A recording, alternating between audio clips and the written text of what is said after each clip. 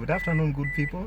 My name is Maxwell Lugalia, and today I'm here to show you how to check and repair one of the most common causes of wiper repair or wiper failures on a Toyota Passo KCG 10.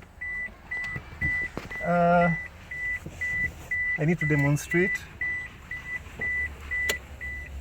the working of the wipers first. You can see there's nothing. All positions, the wipers don't seem to move even a bit. So I'll go straight to the fuses. The fuses are located on the co-driver side. I look for a fuse remover and then get back to the menu here. I look for wipers. You can see wipers, 20 amp. 20 amp is normally a yellow fuse, and it's the second after the power one. So here you're talking about this one. So I'll remove the fuse and check to see its condition. Wow, this one is gone. So immediately I don't have to waste time. I just go to my fuses, look for a small yellow 20 amp fuse and put it back in place. So I put the fuse back. I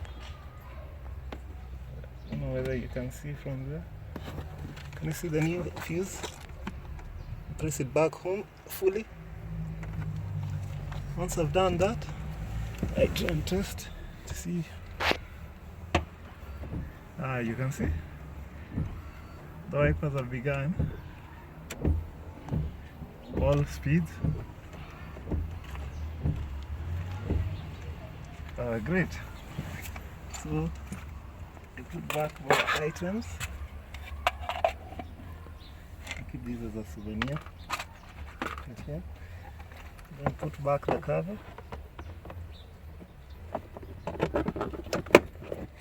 One thing I need to mention that not all wiper problems are as a result of the fuse. A problem could be the wiper motor itself. It could even be the switch, or even the wiring or circuits in between. That's all for now. See you in the next video. Wow.